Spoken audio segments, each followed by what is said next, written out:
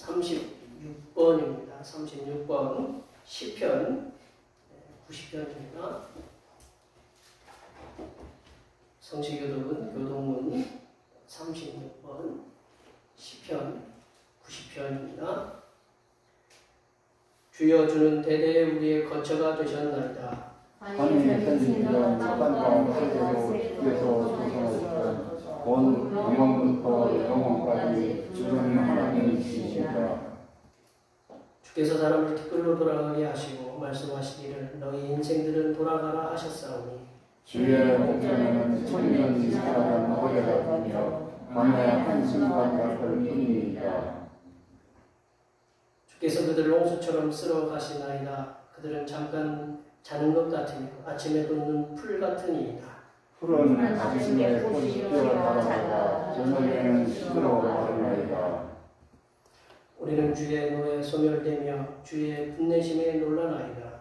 주께서 우리의 죄악을 주 앞에 놓으시며 우리의 은밀한 죄를 주의 얼굴 가운데 두셨사오니 우리의 모든 날이 주의 분노 중에 지나가며 우리의 평생이 순식간에 다하였나이다. 우리의 연수가 70이요 강건함은 80이라도 그 연수의 사람은 수고와 슬픔뿐이요 신속기하니 우리가 날아가나이다. 누가 주의 노여움의 능력을 알며 누가 주의 진노의 두려움을 알리이까. 우리에게 우리나라의 대수함을 가르치사 지혜로운 마음을 얻게 하소서. 아멘. 사도신경으로 우리의 신앙을 하나님 앞에 고백하시겠습니다. 나는 전능하신 아버지 하나님 천지의 창조주를 믿습니다. 나는 그의 유일하신 아들 우리 주 예수 그리스도를 믿습니다. 그는 성령으로 잉태되어 동정녀 마리아에게서 나시고 본디오 빌라도에게 고난을 받아 십자가에 못 박혀 죽으시고 장사된 지 사흘 만에 죽은 자 가운데서 다시 살아나셨으며 하늘에 오르시어 전능하신 아버지 하나님 우편에 앉아 계시다가 거기로부터 살아있는 자와 죽은 자를 심판하러 오신다. 나는 성령을 믿으며 거룩한 공교회와 성도의 교제와 죄를 용서받는 것과 몸의 부활과 영생을 믿습니다. 아멘. 다 같이 앉으셔서 찬송 95장 하시겠습니다. 찬송 95장입니다.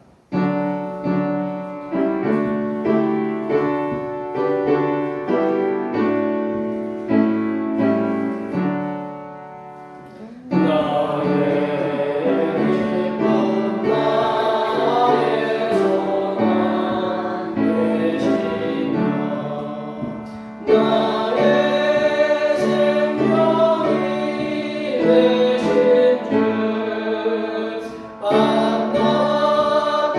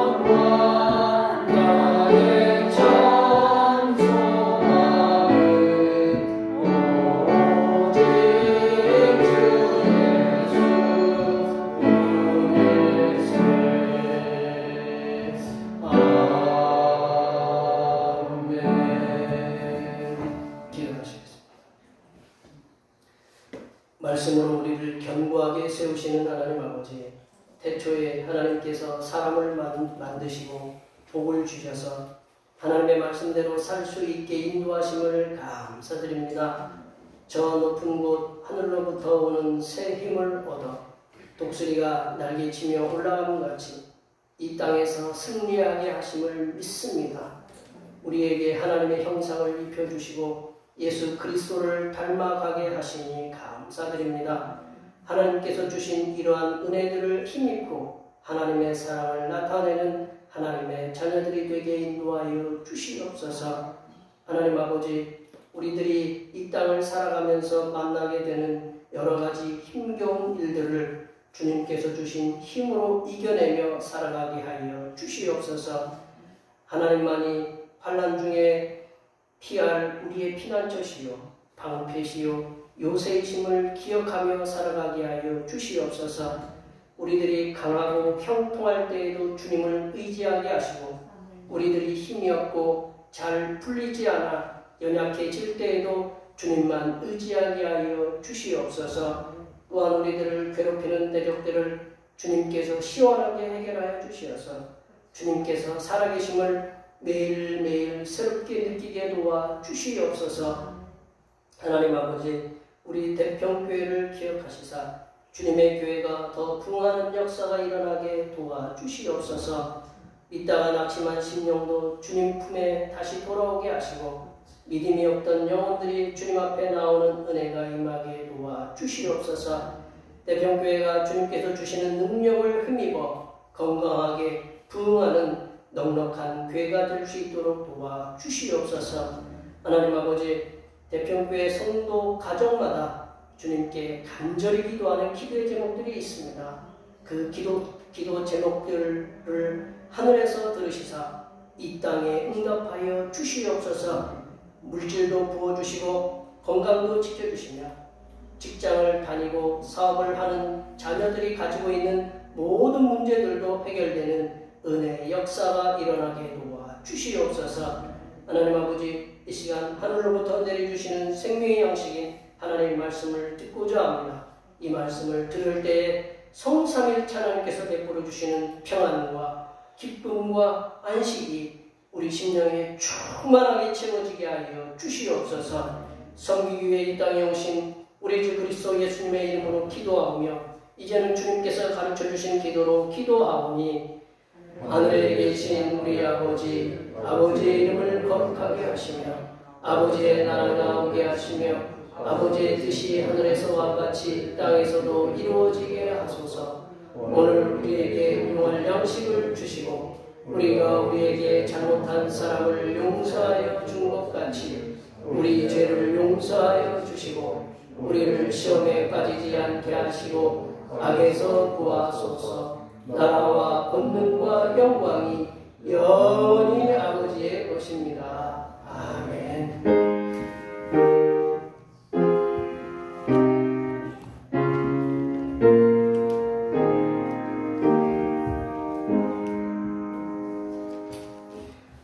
오늘 우리 읽으신 하나님의 말씀은 신약성경 마태복음 25장입니다.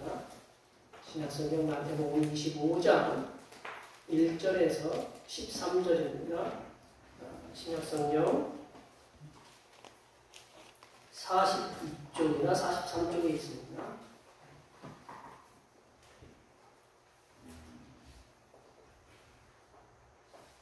성령 강림절 후 18번째 주일에 주신 하나님의 말씀은 신약성경 마태복음 25장 1절에서 13절 말씀입니다. 신약성경 42쪽이나 43쪽에 있습니다. 한 절씩 교독하시겠습니다. 그때 천국은 마치 등을 들고 신랑을 맞으러 나간 10처녀와 같다 하리니 그의 5은 일어나고 5은 슬기로운 자라.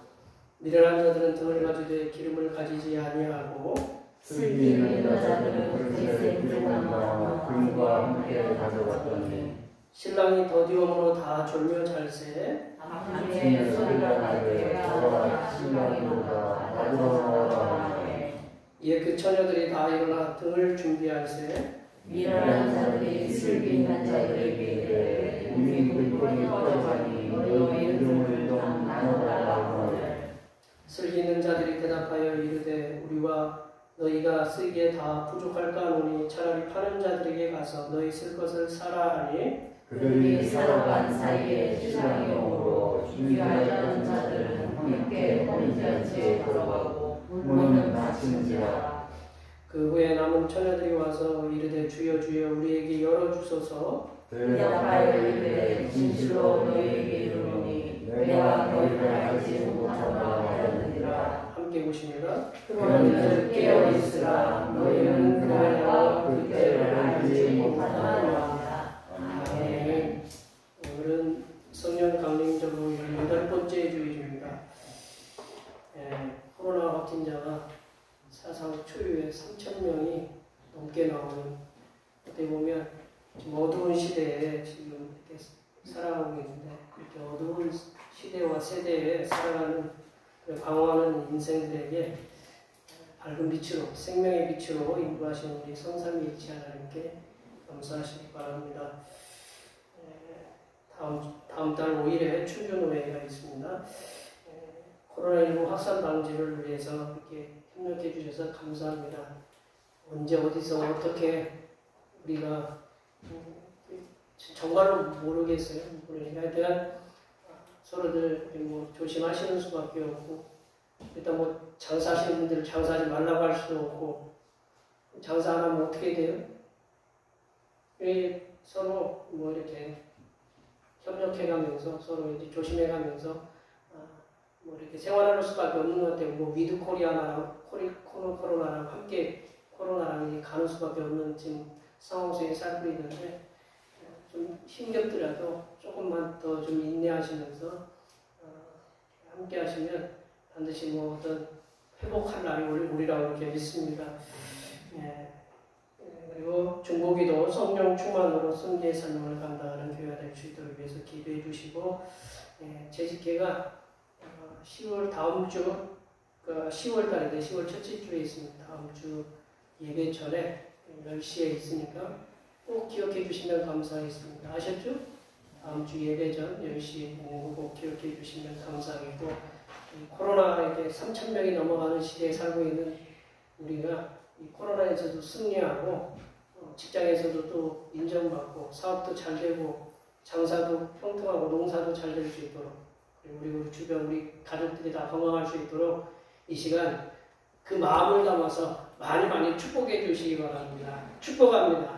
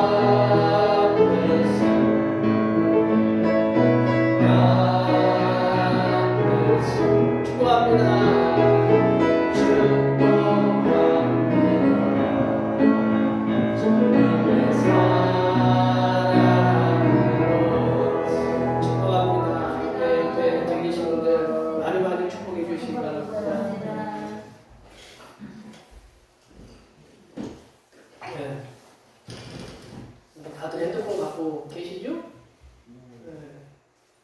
요즘은 핸드폰 2대씩 갖고 다니는 분들도 계시지만, 이제 제가 아침에 이제 뭐 알람, 새벽에 이제 뭐 일어나려고 알람 하는 거 외에 제일 먼저 제가 지금 요즘은 제일 먼저 확인하는 게, 핸드폰을 켜가지고 제일 먼저 확인하는 게 뭐냐면 날씨예요. 요 며칠 좀 사이에 날씨가 굉장히 오락가락 하잖아요. 지금 뭐 이제 태풍도 올라왔고 뭐 추석 기간에도 뭐 비도 오고 뭐 그런 상황이었었는데, 제일 먼저 제가 확인하는 게 날씨입니다. 날씨에 비가 온다. 그러면 어떻게 해야 돼요?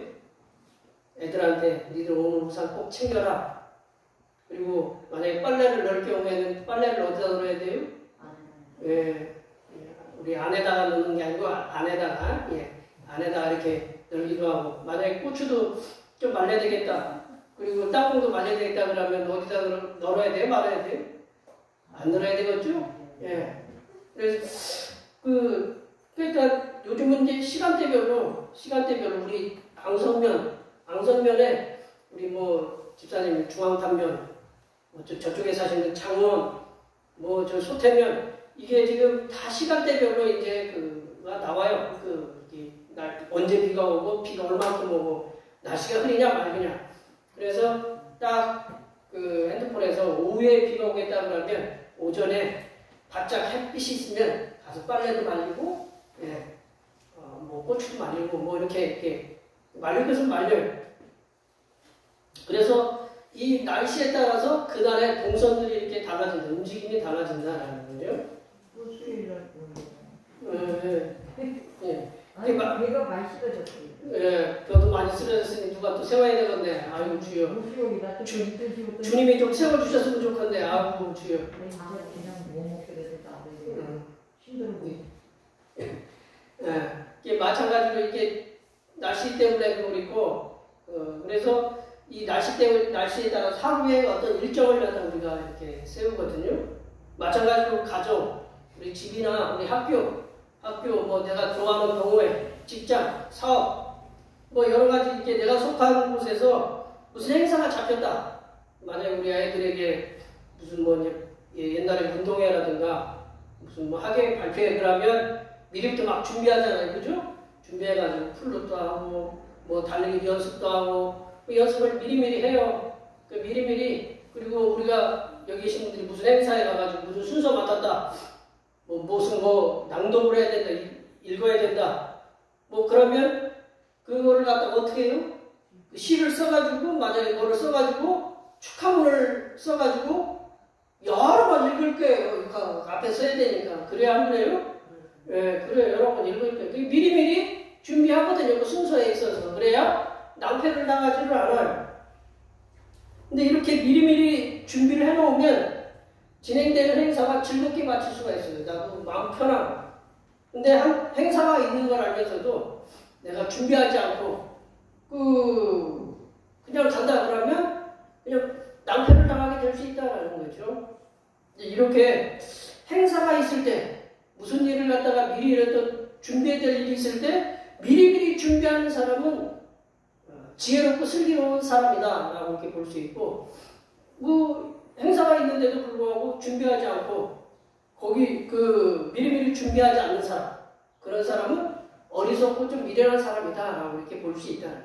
오늘 예수님께서 말씀하시는 데도 보면 슬기로운 처녀와 미련한 처녀가 이렇게, 제가 표현한 게 아니고 성경이 그렇게 표현했어요. 슬기로운 처녀와 미련한 처녀. 이게 천국 비유거든요. 오늘 예수님이 25장 1절에 보면 천국 비유가 굉장히 지금 계속해서 천국 비유를 살펴보는데, 25장에도 천국 비유를 들으시면서 결혼식에 들러리로 선 오늘 들러리거든요. 결혼식에 들러리로 선 10명의 처녀들 가운데 5명은 슬기롭고 5명은 미련하다라고 예수님이 그렇게 표현하거든요. 1절과 2절 말씀 한번 볼까요? 1절과 2절 말씀 다 같이 한번 읽어보겠습니다. 그때 천국은 마치 등을 들고 신랑을 맞으러 나간 10처녀와 같다 하니 그 중에 5은 미련하고 5은 슬기 있는 자. 미련하고 슬기 있다고 제가 한 게 아니고 성경에서 예수님께서 말씀하고 계신다라는 거죠. 이제 슬기 있다라는 것은 우리가 영어로 와이즈하다, 지혜라는 거죠. 위즈덤, 지혜롭고, 미련하다라는 것은 어리석다라는 거죠. 영어로는 스튜피드한, 어리석다. 예수님께서 말씀하신 슬기로운 처녀와 미련한 처녀의 구분점이 뭐냐? 이게 구분하시는 게 뭐냐면 준비성에 있다. 그들의 준비성에 있다. 뒤에 가서 또 설명하겠지만 그들의 준비성에 있다는 거죠. 미리미리 많은 양의 기름을 준비한 처녀는 슬기로운 들러리 처녀고 기름을 준비하지 않은 처녀는 미련한 처녀, 미련한 들러리라고 예수님께서 하셨습니다. 우리가 3절 4절 말씀 읽어볼까요? 3절 4절을 다 같이 읽어보겠습니다. 미련한 자들은 기름을 가지지 아니하고 슬기 있는 자들은 그릇에 기름을 담아 등과 함께 가져갔더니. 옛날 그 예수님 당시에 이스라엘의 결혼 예식은요, 언제부터 시작되냐면 저녁부터 시작됐어요. 우리 창세기 보면 우리 첫째 날, 둘째 날, 셋째 날, 넷째 날을 뭘로 시작되면 저녁이 되며 아침이 되니 그 첫째 날이라 이렇게 시작되잖아요. 우리 성경 우리 창세기 1장에 보면. 그러니까 이분들의 시각은 저녁부터 시작되는 거예요. 첫째 날에서 아침부터. 그래서 결혼 예식도 저녁에 시작이 돼요. 밤에 시작이 되니까 우리 풍속하고는 좀 이렇게 달라요. 밤에 시작되면 뭐가 필요할까요? 예. 밤에 하려면 불이 필요하잖아요. 그죠? 집과 주변에 이 집은 우리 집이 결혼식 한다라고 횃불을 이렇게 집과 그 주변에 횃불을 이렇게 펴놨다고 그래요. 근데 결혼잔치는 언제 며칠 하냐? 7일 동안 한대요. 예, 우리 지금 7일 하면 우리 살림 다 거덜나거죠, 그죠? 7일 동안 지금 뭐 코로나도 그러지만 요즘은 결혼식장에도 99명 이하 식사 안 하면 99명 이하까지 참 결혼식장도 못 해먹을 것 같아요. 하여튼 식사해서 저기 나오는데 근데 7일 동안 결혼 잔치를 한다는 거죠. 우리나라 결혼식은 옛날에 보면 신부가 지금 우리 옛날에 상주에서 이 충주로 오려면 신부가 오는 거죠. 신부가 신랑이 가는 거 아니잖아요, 그죠? 신부가 이렇게 마차를 타고 보통 온다라는 거죠. 근데 이제 이스라엘 결혼식은 결혼 예식이 시작되는 날 신랑이 신부를 데리러 밤에 신부집에 온다라는 거죠. 신부집에 밤에 오는 거죠. 이때 이제 그 신랑이 밤에 오는데 신랑이 집을 모르는 게 아니지만 신랑을 갖다가 미리 앞서 나가고 맞아가지고 신부 집을 이렇게 인도하는 역할을 누가 하느냐? 이 10명의 들러리의 처녀들이 하는 거예요. 근데 밤에 온다라는 거죠. 밤에 오면 뭐가 필요해요? 불이 필요하잖아요, 그죠? 그냥 한밤 지금이야 우리가 불들이 많이 있어가지고 그래도 어둡다고 하지만 지금도 불이 많이 밝혀있지만 그 당시에는 불이 없잖아요. 이 달빛 외에는 불이 없거든요. 불이라고는 어떻게 해야 되느냐? 막대기에 한 겁을 감아서 감람류로 이렇게 해가지고 불을 밝히는 것이었어요. 이게 보통 이제 이거는 특정한 저기만 상관없지만 한번 횃불 보여줘 보세요. 네. 저런 식으로 이렇게 했지 않았나 싶어요. 불을 밝힐 때. 불을 밝히면 저렇게 불이 밝잖아요. 그래서 나중에 또 자세히 설명하겠지만 보통 이제 무슨 기름을 쓰느냐? 거기에는 감람류, 우리가 이제 감람류라고 하지만 올리브유 있잖아요. 우리 먹는 올리브유 있잖아요. 올리브유를 가지고 이 기름으로 해가지고 이 나무 막대기에다가 헝겊을 갖다가 감아가지고 천을 감아서 기름을 묻혀서 불을 붙이면 탄대요. 타는데 저게 계속 탈까요? 꺼질까요? 그렇죠. 꺼지죠. 예, 꺼지죠. 얼마나 탈까요? 15분이면 꺼진대요. 15분. 길어야 15분이네요. 횃불이 꺼지면 어떻게 해야 돼요? 다시 또 천을 감아가지고 기름을 갖다 묻혀서 다시 묻혀야 돼요. 그러하게 이렇게 이 신랑의 들러리로 나선 그 처녀들은 언제 올지 모르는 신랑을 맞이하기 위해서 천도 미리 준비하고 기름도 미리 많은 양의 기름을 기름 주머니에 준비하고 있어야 했다라는 거죠. 이렇게 기름이 금방 타니까 그리고 지금처럼 스마트폰 여러분이 갖고 계신 스마트폰이나 우리 몇 시에 갈 테니까 준비해라고 할 수 있는 통신 수단이 없었다라는 거죠. 신랑이 오는 거는 때가 밤에 온다는 것밖에 없어요. 밤에 오는데 정확하게 몇 시경에 올지 10시에 올지 올지 11시에 올지 12시에 올지 1시에 올지 몰라 정해져 있지 않다라는 거죠.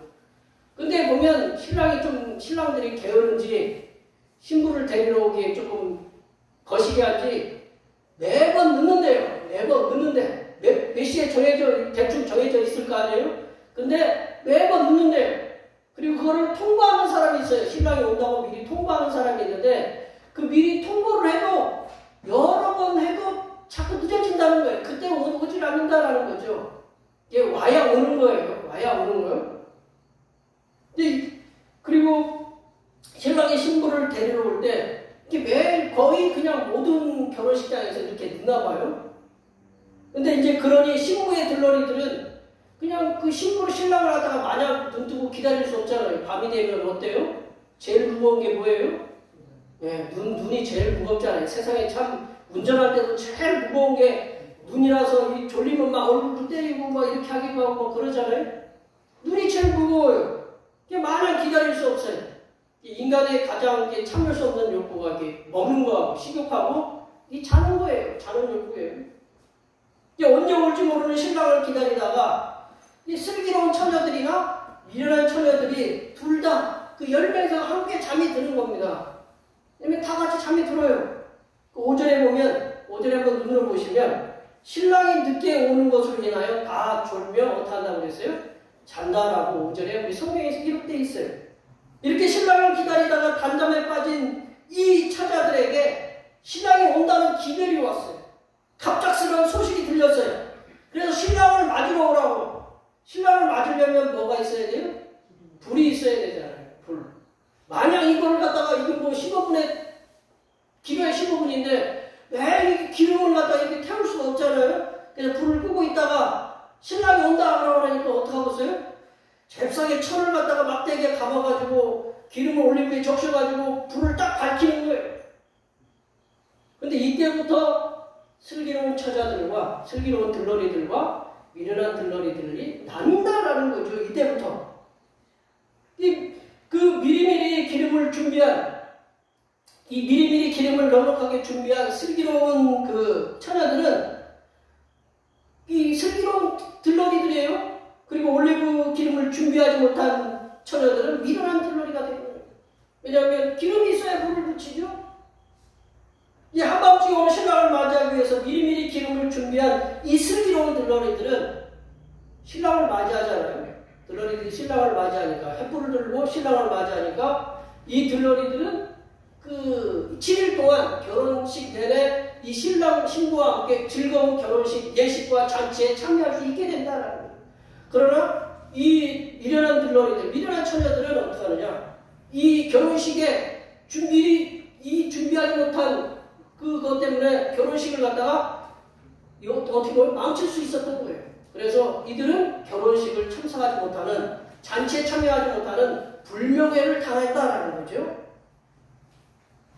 우리 주님 예수님께서 슬기로운 처녀들과 미련한 처녀들의 그 비유를 통해서 이 천국 비유를 말씀하고 계신데, 예수님께서는 하나님의 자녀들이 우리 결국 우리의 문제잖아요. 이 비유를 들으신 것은 이 슬기로운 처녀들, 미련한 처녀들의 문제가 아니라 우리들의 문제라.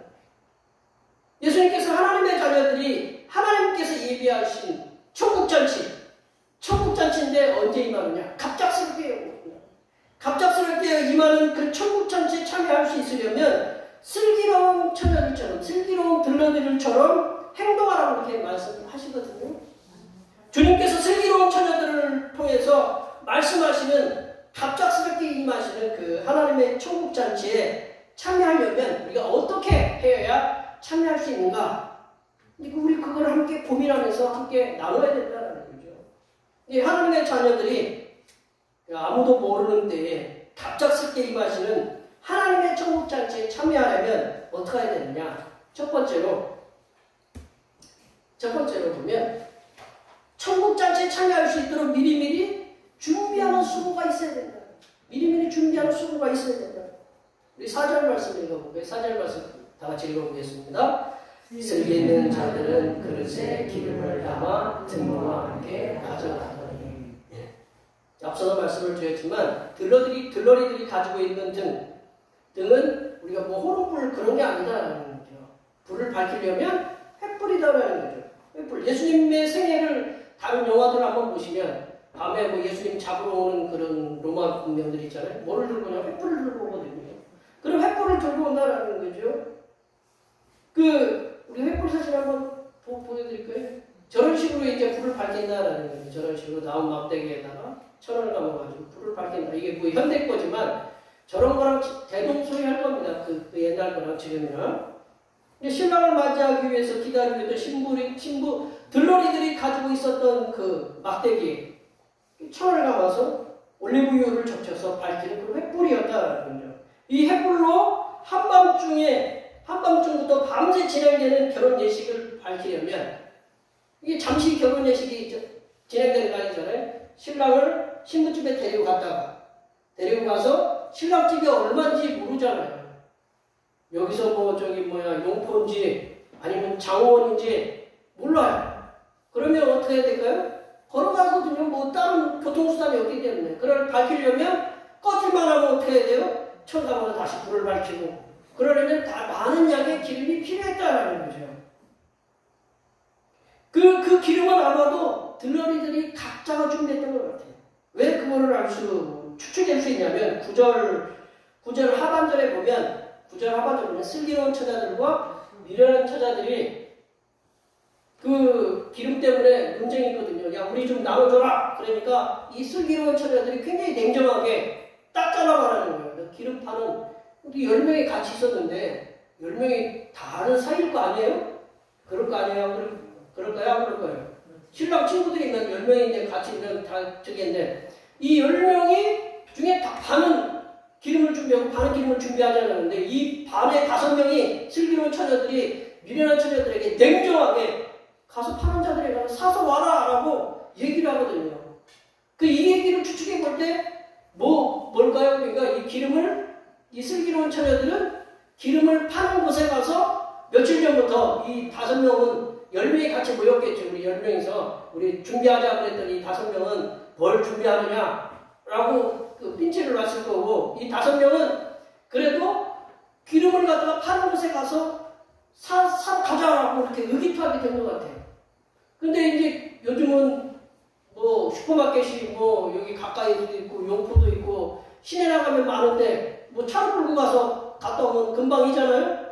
근데 옛날에는 기름 파는 곳이 어디 막 널려 있을까요? 감람나무, 올리브 나무를 옆에 감람나무가 있는 올리브 나무가 있는 곳, 그리고 그것을 전문적으로 짜는 곳, 그것을 찾아가서 그만큼의 양을 갖다가 사오는 그런 수고가 있어야 된다는 거예요. 그러면 쉬울까요? 어려울까요? 굉장히 힘든 시간을 갖다가, 왜냐하면 이 결혼 예식이라는 것은 오랜 진행되다 보니까 야, 너희들 미리 좀 기름 좀 준비하라고 누가 조언을 해줬겠죠, 부모님들이. 그러면 그 얘기를 듣고, 그래, 우리 갔다 오자. 우리 돈을 사비를 들여서 그 기름을 사자.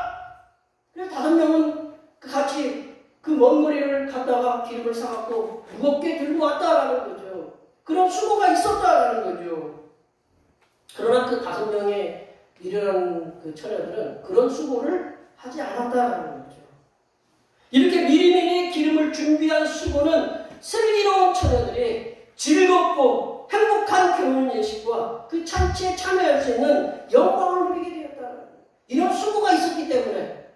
그러나 그런 수고를 하지 않은 미련한 처녀들은 그 결혼 예식에 참석할 수 없고 문이 닫혀서 못 들어온다라는 거죠. 우리 주님 예수님께서는 갑작스럽게 임하시는 그런 축복 잔치는 미리미리 준비하는 자들에게는 걱정할 필요가 없다라고 얘기했습니다.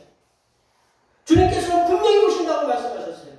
분명히 주님이 다시 오신다고 말씀하셨잖아요. 이 주님께서 준비하신 천국잔치는 반드시 있다고 우리들에게 말씀하셨어요. 하늘에 올라가신 사도행전 1장에 보면 천사들이 그랬잖아요. 하늘에 올라가신 그대로 다시 오시리라고 주님께서 천사들이 얘기했고 주님도 약속하고 사도 바울도 데살로니가 전서에서도 주님께서는 호령과 천사장에서 임하신다고 분명히 지금 얘기하고 계신다라는 거죠. 그러면 오신다고 했으니 준비는 누가 해야 돼요? 우리가 해야 된다는 거죠. 이렇게 주님께서 분명하게 다시 오신다고 천국잔치에 참여하도록 너희를 데리고 오겠다고 말씀하셨다면 우리는 우리를 위해서 다시 오시는 주님 주님을 맞이하여 천국 잔치에 참여할 수 있도록 성도된 우리들이 미리미리 준비하는 수고를 해야 된다는 거죠. 그럼 어떻게 주님을 맞이할 수 있는, 그럼 뭐를 준비하느냐? 뭐를 준비하는 수고가 있어야 되느냐? 이 두 가지 수고가 필요하다고 봐요. 두 가지 수고가 있어야 되는데, 먼저는 성도는 저기 써있는 것처럼 자신의 삶을 예수님의 가르침을 가장 잘 집약하고 요약해 놓은 게 산상수훈입니다. 마태복음 5장과 7장. 뭐 팔복이 나오죠. 소금과 빛에 대해서 나오죠. 뭐 기도에 대해서 나오고 금식에 대해서도 나오고, 그리고 기도할 때도 뭐 주기도문에 대해서만 나오는 게 아니라 마태복음 7장에 보면 간구하라고 하잖아요. 구하라, 찾으라, 문을 두드리라. 그리고 뭐 시계 또 좀 더 나아가서는 내 오른뺨을 때리면 내 왼뺨도 돌려대라. 뭐 그런 말씀들이 우리 즐비하게 표현이 그렇지만 아주 집약적으로 기록되어 있는 데가 마태복음 5장부터 7장 말씀이잖아요. 그 말씀을 어떻게 해야 되느냐? 그 말씀을 끊임없이 맞추어 살아가도록 노력해야 된다. 노력하는 사람이 필요하다. 우리가 100% 그렇게 실천할 수 있는 그런 역량이 있으면 좋지만 그대로 실천하지 못하더라도 그렇게 실천하도록 우리가 애쓰고 수고하는 노력이 필요하다. 그게 중요한 거다. 주님이 말씀하시고 그 사랑하는 거 아니에요? 세상의 소금과 빛의 사명을 감당하라고 말씀하시고 또 서로 사랑하라고 그 마태복음 5장부터 7장까지 그렇게 말씀하셨잖아요. 복이 어떤 거냐? 이 땅의 복이 아니라 심령이 가난한 자가 복이고 애통하는 자가 복이 있다. 그런 복을 갖다가 누리면서 살려고 우리가 노력해야 된다라는 거죠. 그럴 때 그런 예수님이 오시면 맞을 준비가 되어 있는 거다. 그리고 두 번째 또 한 가지는 성령 충만한 삶을 사는 거다. 성령 충만한 삶. 이 성경에서 기름은 보통 누구를 얘기하냐면 성령 하나님을 말씀하셔요. 우리도 그 등불을 밝히라고 그랬잖아요. 우리 그 성막에 보면 등불 나오거든요. 그 등불의 기름, 그건 누구냐? 성령 하나님이라고. 그리고 우리가 그 메시아라고 이렇게 그리스도가 뭐냐? 기름 부음을 받은 자거든요. 성령, 사사들이 누구의 힘을 힘입은 것을? 하나님의 영을 입었다라고 그러잖아요. 기름이 부음 받은 자. 그런 하나님의 능력을 입으려면 기름 부음을 받아야 되거든요. 다윗도 기름 부음 받은 자잖아요. 이 성령의 그 기름은 성령 하나님을 가리킨다. 성령 하나님은 보통 우리가 성령 충만을 얘기한다고 볼 수 있어요. 성령 충만한 삶을 살려면 어떻게 해야 되느냐? 우리가 성령 하나님과 늘 소통하면서 성령 충만한 삶을 사는 것이 미리미리 이 기름을 준비하는 그런 수고다. 우리 요즘은 주식하는 부동산 젊은 분들이 계속 이제 요즘은 뭐 투자가 문화다 뭐 그런 얘기도 이제 방송에서 이렇게 하지만 요즘 보면 주식하는 사람들은 눈을 갖다가 개장부터 마칠 때까지 눈을 안 떼는데요. 쳐다보고 앉아있죠, 그냥. 그래서 치고 빠지는 거예요. 그 사람들은 항상 소통하고 있는 거죠, 그거와. 그래서 돈을 벌 수 있는 거예요. 이럴 때도 있지만. 우리가 성령 충만한 삶을 살려면 성령 하나님과 늘 소통하는 삶을 살아야 된다. 왜냐하면 성령 하나님이 늘 말씀해 주시는 거. 그 정보에 우리가 늘 귀를 기울이면 우리 삶은 성령 충만해서 늘 주님이 언제 오셔도 우리가 주님을 맞이할 수 있다라는 거죠. 성령 충만한 삶을 살려면 뭐를 해야 되느냐? 우리가 예배에 힘써야 된다. 내려보세요. 예배에 힘써야 된다. 여기 나오신 분들은 일차적으로 성령 충만한 삶을 살고 계신 겁니다. 아멘? 예. 왜냐하면 예배 하나님과 소통하기 위한 하나의 그 가장 큰 그 통로인 예배를 통해서 여기 계신 분들이 하나님과 좀 만나고 계시잖아요. 그리고 뭐 해야 돼요? 말씀을 날마다 먹어야 돼요. 죄송하지만 여기 하루에 뭐 식사 안 하고 사시는 분 계셔요? 말씀을 안 먹어도 밥을 먹어야 된다. 그럼 우리가 육신을 살려면 그랬잖아요. 육신을 유지하기 위해서는 밥을 먹어야 되잖아요. 우리가 하나님과 소통하려면 어떠냐? 말씀을 자꾸 읽고 먹어야 된다는 거죠. 말씀을 먹어야. 주의 말씀이 꿀과 같이 이렇게 주의 말씀이 쓰게 느껴지면 우리가 좀 곤란해지고 주의 말씀이 달게 느껴져서 주의 말씀은 꿀과 같다 그러잖아요. 말씀을 먹어야 돼요. 그리고 기도해야 돼요. 기도. 여기 계신 분들 어떤 누구랑 계속 전화 1시간 해놓고도 나중에 또 만나서 또 하자 전화. 남의 앞에서 들으면 전화가 도대체 그게 뭐냐면 소통하는 것은 늘 그 사람의 어떤 마음도 주고하고 성령님과 소통, 이렇게 기도하면 성령님과 소통하는 거거든요. 이게 성령님 마음을 아는 거예요. 대화를 많이 할수록, 얘기를 많이 할수록 마음에 들어있는 얘기를 하거든요. 바로 이게 성령 하나님과 기도하다 보면 성령 하나님의 음성을 갖다가 들을 때가 있다, 들을 수가 있다라는 거죠. 그리고 봉사하는 거죠. 우리가 주님이 명령하셨잖아요. 사랑은 뭘로 해요? 입으로 해요? 근데 손과 발이 가야 되잖아요. 살아가려면. 여기 계신 분들 누군가를 만나기 위해서는 그냥 입으로만 하는 것이 아니라 내가 뭔가 움직여줘야 그 사람의 어떤 따뜻한 마음이 느껴지잖아요.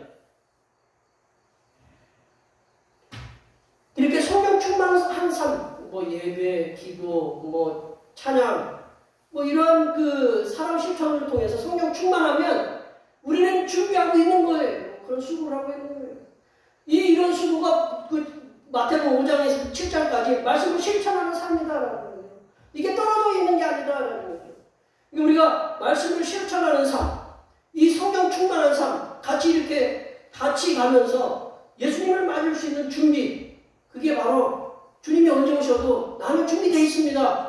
천국잔치, 주님이 언제 오셔도 나는 천국잔치에 참여할 수 있습니다. 그런 자세가 바로 슬기로운 청년들처럼 미리미리 기름을 준비하는 수고다라는 거죠. 두 번째로 보면 주님께서 마련하신 천국잔치에 참여하려면 항상 깨어있는 삶을 사는 거다. 일하시면 피곤하시죠? 눈이 아무리 내가 목사님 말씀 열심히 들으려고 해도 이 내려오는 눈은 어쩔 수 없고, 어떤 분들은 테이프 막 붙여가지고 강제로 잠을 못 자게 하는 그런 사람들도 있는데, 이 깨어있는다. 우리 13절 말씀 볼까요? 13절 말씀입니다. 같이 읽어보겠습니다. 그런즉 깨어있으라. 너희는 그날과 그때를 알지 못하느니라. 깨어있어야 되는 이유는 그날과 그때를 알지 못하기 때문에, 하나님만 아시기, 예수님도 잘 모른다고 마태복음 24장에 얘기하셨는데 모르신다고 하셨잖아요. 그날과 그때는. 깨어있으라. 깨어있으라는 말이 눈에 테이프 붙여가지고 눈 뜨고 있으라는 그 말이 아니라는 건 다 아시죠? 그러면 깨어있으라는 뭐냐? 깨어있으라는 말은 어떤 분들은 그래요. 매일매일이 마지막의 날, 종말의 날이라고 생각하면서 의식하면서 살아가는 것이라고 하는데, 그것도 일면 맞는 말이지만 이 깨어있다라는 것은 그보다 한 단계 더 위에 있는 말씀이다. 깨어있다라는 것은 현재 이 땅에서 살아가는 삶의 방식, 삶의 패턴들이 우리를 지배하지 않도록 하는 것이다. 이 땅에서 내가 살아가지만 이 땅에서의 삶이 나를 갖다가 지배하지 못하도록 패턴들이, 쉽게 얘기하면 우리 사도 요한의 말씀을 빌리면 육신의 정욕, 안목의 정욕, 이생의 자랑이라는 것을 우리가 대표적으로 뽑을 수 있는 이런 것들의 지배를 받지 않는 그 삶을 살아가는 것이 깨어있는 거다. 좀 더 구체적으로 얘기하면 주님께서 저기 말씀해 보시면 주님께서 깨어있으라고 하시는 말씀은 세상의 방식과 세상의 패턴들의 지배를 벗어나서 이 땅에서 지금 우리들이 살아가고 있는 우리들이 세상의 그 삶의 방식들을 벗어나서 그 지배에 벗어나서 주님께서 장차 우리들을 위해서 준비해 놓으신 천국 통치의 삶을 미리 앞당겨서 이렇게 받으면서 사는 거다. 그게 깨어있는 거다라고 얘기하시는데 좀 이해가 가요, 안 가요? 갈까 말까 이렇게 하시죠? 깨어있다라는 거예요. 이렇게 눈이 번쩍 뜨시죠? 깨어있다라는 건 뭐냐? 내가 지금 어디에 살고 있어요? 이 땅 위에 살고 있어요. 그러나 우리가 지금 이제 주님이 우리를 위해서 마련해 놓으신 하나님 나라, 천국이 있잖아요? 그곳에도 우리가 가서 살아야 되잖아요. 그죠? 나중에 가서, 언젠가는 가서 살아야 되겠죠. 사시는 분들도 계시겠지만. 살아야 되는데, 그 천국에서 사는 그 하나님의 통치를 받고 있잖아요? 하나님의 통치를 받고 있는 그런 통치를 우리가 지금 하늘에만 가두는 게 아니고 지금 이 땅에 갖고 내려온다는 거예요. 내가 장차 천국에 가서만 천국 하나님의 통치를 받는 것이 아니라 내가 장차 가서 미리 그 하나님의 통치를 받지만 지금 그 통치를 미리 이 땅에 갖고 와서 그 하나님께서 나를 다스리는 것을 천국에서 나를 다스리시는 것을 미리 이 땅에서 받으면서 살아가는 거다. 이게 깨어있는 거다. 우리는 시민권이 몇 개예요? 2개잖아요. 하나는 천국의 시민권이고 이 땅에 한국의 시민권을 갖고 있는데 이 땅에 한국의 시민권을 갖고 살아가면서도 우리는 늘 어떤 누구의 통치를 받아야 되느냐? 하나님의 통치를 받으면서 살아간다는 거예요. 제가 이거를 어떻게 설명해야 되나? 오늘 새벽기도 갔다가 조금 잠깐 누웠다가 곰곰이 생각해 보니까 이 예가 제일 나을 것 같다. 쉽게 제가 특정 나라를 지칭해서 죄송합니다. 이렇게 베트남에 살고 있는 여성분이 우여곡절 끝에 베트남에서 한국 국적을 갖다가 취득을 했어요. 한국 시민권을 취득을 했어요. 시민권을 취득을 했는데 그분은 베트남에 살고 있잖아요. 베트남 시민권이지만 또 누구예요? 한국 시민권. 한국 시민권을 힘들여서 얻었어요. 그러면 이분이 한국 시민권이라는 것을, 한국 시민이라는 것을 베트남에서 살면서 한국 시민이라는 것을 알려면 어떻게 하면 될까요? 요즘은 뭐가 발달했어요? 유튜브를 계속 보는 거죠. 한국의 문화에 대해서 계속 한국의 어떤 거, 한국의 정치가 지금 땅까지 올라간 한국의 정치에 대해서, 한국이 남북에 대해서, 음식에 대해서 그런 거에 관심을 가져야 될까요? 안 가져야 될까요? 그래 이 양반이 언젠가 한국에 오면 한국 시민으로서 잘 적응할 수 있을까요? 없을까요? 제가 지금 설명해 드린 것이 바로 그런 거예요. 내가 천국에 나중에 가서 살 거예요. 살지만 그 천국의 삶을 내가 이 땅에서 자꾸 살아보는 연습을 해야 돼요. 그게 뭐냐? 깨어있는 삶이다. 내가 누구의 지배를 받고 있느냐? 이 세상에 우리 대통령의 지배를 받고 있긴 하지만 우리는 누구의 지배를 받고 있느냐? 하나님의 지배를 받고 있다. 천국의 그 삶을 살아야 되는 삶을 살아야 되는데 이 땅의 소리가 천국의 삶을 살아가야 된다. 그게 뭐냐? 깨어있는 거다. 깨어있는. 그러면 어떻게 할까요? 천국에는 어떤 삶이 살까요? 서로 막 싸우고 지지고 볶고 욕하고 그럴까요? 천국에는 어떻게 할까요? 뭐가 많을까요? 사랑이 많겠죠. 우리가 그냥 쉽게 생각해서 보석이 많은 게 아니라 요한계시록 21장, 22장에 보면 우리가 보석 구경하러 가는 거 아니잖아요. 천국에. 주님이 거기 계시니까 주님이 나눠주는 사랑, 우리 성도들이 모여서 거기서도 아침부터 일찍 일어나가지고 오늘 밥 해야 된다, 뭐 해야 된다 그럴 필요가 없어요. 거기는 결국 뭐가 있어야 돼요? 사랑이거든요. 그러면 사랑의 실천을 우리가 이 땅에서 실천하는 거예요. 깨어 있으면서. 우리가 성도는 성삼일체 하나님께서 하늘의 천국을 이미 우리에게 가져다 주셨어요. 그래가지고 그거를 우리가 회개하라. 천국이 가까이 왔다고 예수님이 맨 처음 얘기하셨잖아요. 그 천국을 우리가 받아가지고 이 땅에 그걸 가지고 살아갈 때 주님이 언제 오시든지 우리는 준비하고 있는 거예요. 그러면 주님이 오시면 우리는 자리만 옮기는 거예요. 자리만 옮겨서 천국에서 그대로 살아가면 된다라는 거죠. 말씀을 정리해 보면요. 우리 주님 예수님께서는 모든 성도들이 천국의 비유를 통해서 슬기로운 다섯 처녀처럼 기쁨으로 천국잔치에 참여하기를 원하신다는 거죠. 성도는 천국잔치 참여를 위해서 미리미리 준비하는 수고를 해야 됩니다. 항상 말씀을 실천하면서 그리고 성령 충만한 삶으로 우리가 준비하시기 바랍니다. 또한 장차 들어갈 천국의 삶을 미리 이 땅에서 누리면서 살아가는 깨어있는 삶을 사시길 바랍니다. 여기에 모여 예배하시는 모든 주님의 백성들께서는 말씀을 실천하는 생활과 성령 충만한 생활과 깨어있는 삶을 통해서 주님께서 우리를 위하여 준비해 놓으신 천국잔치에 모두가 기쁨으로 함께 참여하시는 그런 은혜를 누리시기를 간절히 축원합니다. 기도하시겠습니다. 하나님 아버지, 주님께서 마련해 놓으신 천국잔치에 참여할 수 있도록 말씀 실천에 힘쓰며 성령 충만한 삶을 살게 하시고 이 땅에서의 천국의 삶을 사는 깨어있는 삶을 통하여 슬기로운 다섯 처녀처럼 하나님의 천국잔치에 참여하는 모든 거룩한 주님의 백성들이 되도록 인도하여 주시옵소서. 거룩하신 예수님의 이름으로 기도하옵나이다. 아멘. 오늘 우리에게 주신 하나님의 말씀 생각하시면서 찬송 175장 하시겠습니다. 찬송하시면서 준비하신 내용을 하나님께 드리시겠습니다.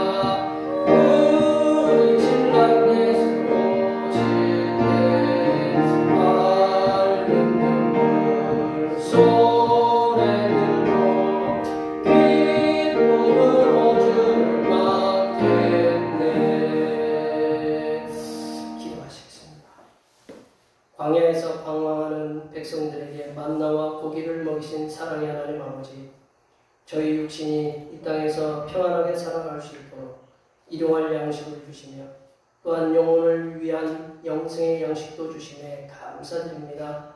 오늘도 하나님께 받은 것이 너무 많아 헤아릴 수 없는 감사와 감격으로 주님 앞에 몸과 마음과 정성을 다한 예물을 드리오니 기쁘게 받아 주시옵소서. 하나님 아버지, 삶의 고단함으로 인해 모든 것을 내려놓고 싶을 때에 하나님께서 새로운 힘을 주시고 위로를 주셔서 우리들의 삶의 자리에서 열심히 일하게 하시니 감사드립니다. 땀과 눈물로 수고하여 얻은 소득의 열애하나를 주님 앞에 드립니다. 드린 예물 속에 담긴 마음과 정성을 하시는 하나님 아버지께서 이들의 곡식창고와 은행 통장에 차고 넘치는 은혜의 역사가 일어나게 하여 주시옵소서. 하나님 아버지, 주님의 크신 사랑과 은혜에 감사하여 감사의 예물을 드립니다. 하나님의 크신 역사하심에 감사하여 감사의 예물을 드립니다.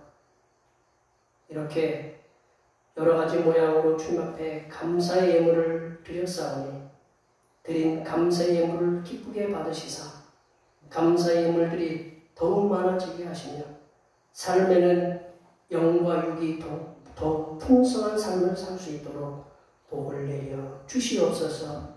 하나님 아버지, 오늘도 변함없는 마음으로 주님 앞에 주의동금을 드립니다. 이 한 주간도 주님의 측량할 수 없은 은혜와 섭리 가운데 복된 길로 인도하여 주시옵소서. 한 달을 감사하며 월정금을 드립니다. 한 달 동안 주님의 사랑하심과 사랑하심으로 은혜와 평강이 충만하게 넘치도록 인도하여 주시옵소서. 하나님 나라 확장을 위해서 선교금을 드립니다. 대평교회 선교의 지경이 이 지역을 넘어 세계로 확장되는 은혜가 있게 하시고 바친 손길들의 삶이 더 풍성하게 선교하는 은혜가 임하도록 물질의 복을 충만하게 부어 주시옵소서. 하나님 아버지, 주님의 몸된 교회를 위하여 헌신하고 봉사하는 손길들의 수고를 기억하여 주시사 하늘로부터 내려주신 은혜가 충만하게 임하도록 도와 주시옵소서. 차량 봉사와 헌금위원과 재정위원과 안내위원, 교회 청소로 교회에 보이지 않는 곳에서 남모르게 주님을 위하여 수고하는 여러 손길들을 위해 하나님께서 보여주시는 새로운 비전들을 보게 하시고 이 땅에서 바라고 소원하는 모든 기도의 제목들이 다 응답받게 하여 주시옵소서. 거룩하신 예수님의 이름으로 기도하옵나이다. 아멘.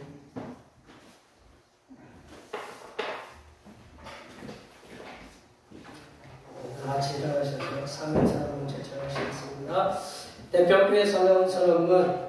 대평교회의 사명은 하나님께서 우리와 함께 하시는 절대 믿음과 우리 가족을 사랑으로 구원하여 주심과 교회를 부흥시켜 주심을 비전 삼아 지역과 나라와 세계에 소금과 빛의 사명을 감당하는 것입니다. 믿음으로 하나님을 기쁘시게. 아멘. 변화하고 지정하시겠습니다. 말씀으로 변화를 받아 세상을 회복시키자. 아멘. 결단의 찬송 부흥하시겠습니다.